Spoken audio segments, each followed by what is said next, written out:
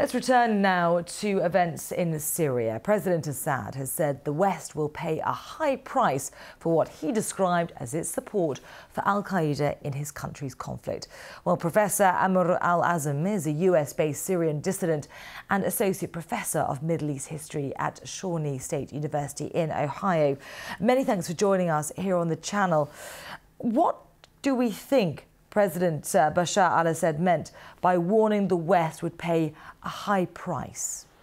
Well, I mean, you have to look at this interview and put it in the context of what's happening right now. This interview is clearly a morale-raising speech to his troops, to his supporters, that he intends to hold out, that there's no doubt as to the will to see this through to the very end. In fact, I can quote him directly from his speech by saying, he says, "The time for strategic uncertainty is over. There is no force in the world able to break the Syrian army." This is a clear message to his own people that we are going to do this, we're going to continue, there's going to be no wavering.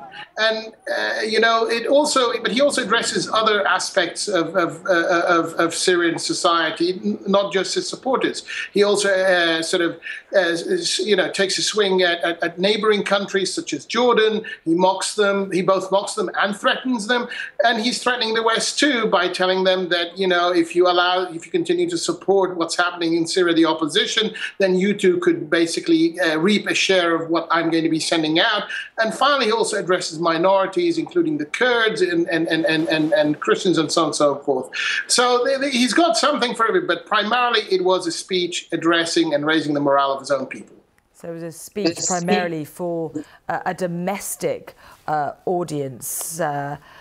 In this speech, though, al-Assad seems to be referring to the al-Nusra Front, which has recently pledged allegiance to Al-Qaeda and has recently proved itself as an effective anti-government force. What more can you tell us about this group?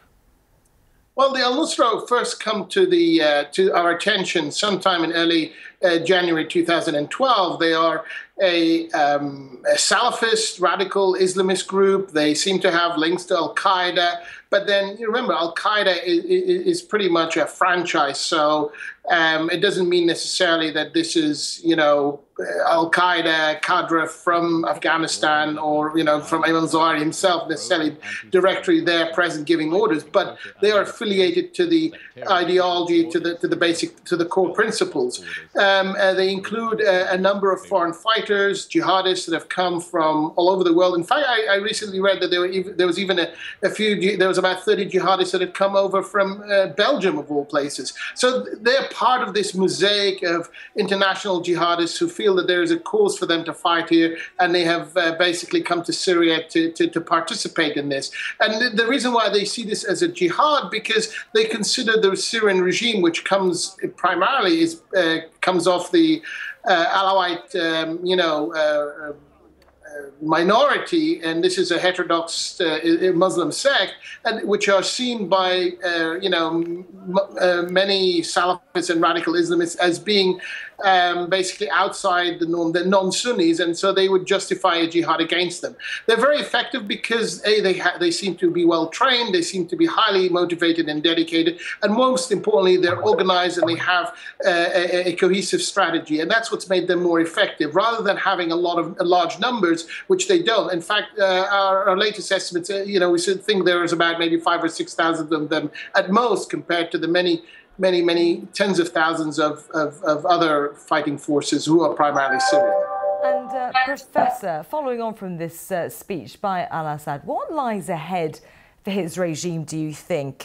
Also in light of the fact that we know the UN Secretary General Ban Ki-moon says he's still waiting to hear from Assad as to whether a team of chemical weapons experts will be allowed inside the country.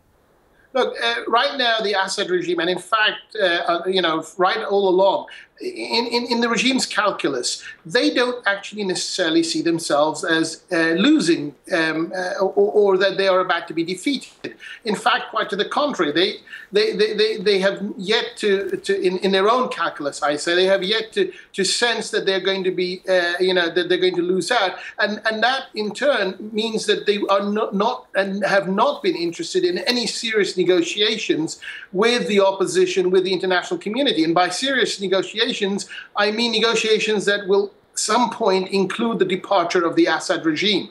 And for that reason, it has, and we've been saying this for quite some time, but I think there's this realization that the only way this regime is going to actually agree to serious negotiations is if it is significantly degraded militarily to the point where it begins to feel that it has no option but to enter into serious negotiations. And I believe that's the strategy that's now being followed in terms of the international community providing an increase in support. We've just recently heard, in fact, I believe it was today, that the United Kingdom is going to be providing military vehicles and increased training and support to the opposition forces. And you will see the same coming from other allies.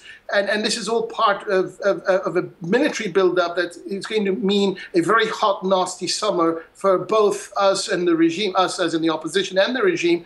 And that, ultimately maybe that will just do enough damage to the regime to make it reconsider its options and start to look at a serious option of negotiations at some point later that summer. Professor Amr Al-Azm, many thanks for those thoughts and many thanks for joining us.